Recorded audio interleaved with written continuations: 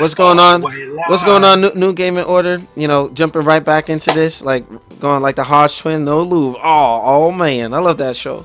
The Hodge twins, they're funny, but Like going balls deep. balls deep action, deep inside. Look, let me stop. Got that But cream pie action. unbelievable. I love those guys, man. They're fucking funny as shit. What? Chris, you never heard of the Hodge twins? No. Oh, Twins are fucking hilarious. bro. I'm telling you, Like going balls deep. Chris, they are so funny. I'm gonna send you some of their videos, man. But Uh-oh, I'm scared. all right, new gaming order.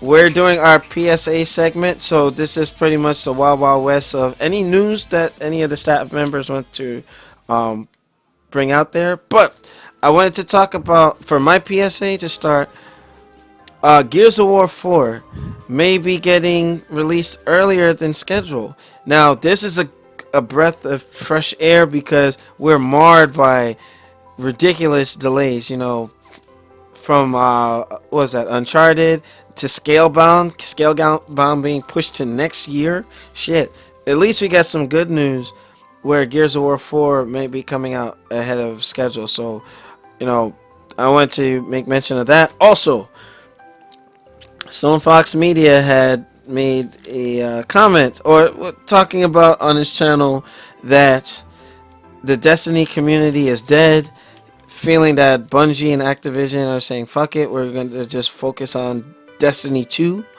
I just wanted to know what some of the staff members thought about that, who are into Destiny, mainly Nelson and Gokin.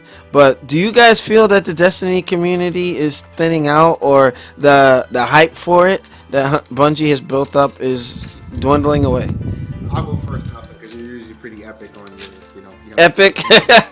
You got like this thing going when you start speaking. Epic. Yeah, you can hear the rumbling of the rocks like Dragon Ball. So I definitely I haven't played Destiny in fucking long. My PS4 has not been powered on in a long time, guys. The racing thing seemed okay. I didn't even participate in it when they announced it, but Destiny was too much. They really milked the hell out of me. You know, they milked the hell out of all of us. I didn't buy into that. I just got the core game. It's a solid game. Right? It's a good game. Best game. It's one of the best games out there. I think it had its time and it's over. I think people are not gonna pay another $20 or $40 for another expansion. Maybe some people will.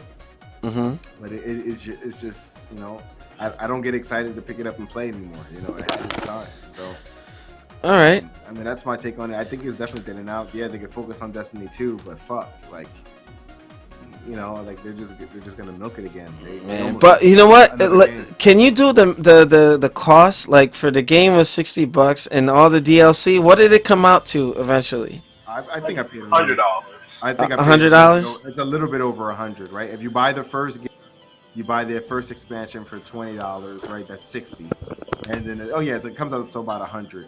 And if if you're into buying when they added the emojis and buying crap that you can now, you're probably a little bit over 100 if you buy anything. I thought it was more than that. Because the Taken King was 60, right, Nelson? Well, by itself. All right. First off, the Destiny core game was $60. Then you had to pay for the expansion, which was the season pass, which was $80. Then after that, you had a free update, and then the Taken King was $40. So you're spending almost about $140 to $160 initially. Yeah. Then they reduced the price down because they saw like, hey, let's just make like an exclusive bundle edition with all 3 expansions, and then you fucking you pay for the Taken King. And then, you know, that was like $60. And some people got ripped off, some people didn't.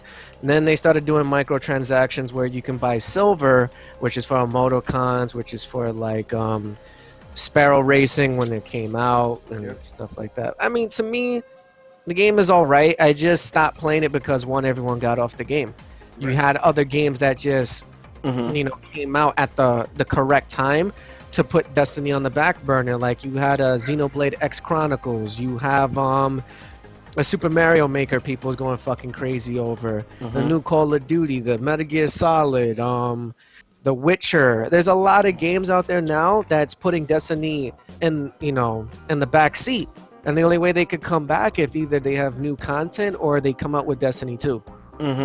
Okay, all right. I mean, and I was thinking, you know what? I have to give y'all credit. I thought it was gonna be like a reaction where it was like in defense of Destiny, because I know, and I wish Khalif was around. Shout out to him.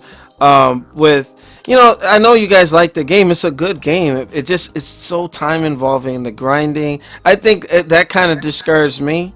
I may go back and continue playing, here and there with assistance. The thing is, it's for certain people. Like if you ever played an existing MMO, then this is the perfect game for you, because MMOs require consecutive grinding. It requires a lot of your time, and it will feel like at one point, I'm pretty sure Gokin can agree with me on this, it felt like that was the only game he needed to play, because if he missed one day of not playing Destiny, he'll be behind everyone else. Yeah, exactly. And see, that's the difference between, like, I think that while Destiny is a good game, they underestimated the console gamer, because console gamers, unlike PC gamers, even though with PC gamers it's starting to pick up and shift to the console gamer mentality, console gamers generally play a lot of games. They don't really stick with a single game for long periods of time. Like even with games like Skyrim or Fallout 4 or The Witcher 3, we may invest a long period of time in them, but it's not the only game that we're playing. Whereas PC gamers, like the MMO guys who generally play like Warcraft or Knights of the Old Republic or Final Fantasy 14, those are generally the games that they play by and large. They don't fan out to anything else, so they invest like 30 plus hours a week into those types of games, and that's what Activision and Bungie were hoping to do with Destiny, but they kind of underestimated who console gamers were. Yeah, you're definitely right about that, and that's the reason why I say, like, I had to take a break from playing Destiny, not only because of, one, the lack of content, but it made me realize, like, I have other shit to play. I just can't be confined and bounded to this one game, man. I haven't played the game from today. I haven't played it in the last 5 to 6 months. So I missed out on a lot of content. Man, that's a long ass time. I just don't feel the need to play it no more, because one, I broke myself away from needing to be on every single day. And another reason why I'm not on is because all the people that I was associated with on Xbox no longer play it. And the people on the PlayStation side, they still currently play it, but I don't have the money nor the time to spend another $40 on the DLC for the PS4 and then spend over 200 plus hours to get to where I'm at now on the Xbox One. You know, this I think is going to be separated as its own topic, because it's like, man, I just got discouraged. It's definitely a dedicated game. It is. It's like it's all in or not in at all. You can't be lukewarm with that game. You can't be half in and half out. You got to be all the way in. Which Balls is pretty deep. cool.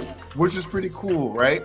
And I thought what I got from it, and I think anybody who is a PC player, that ultimately this should have been a PC game.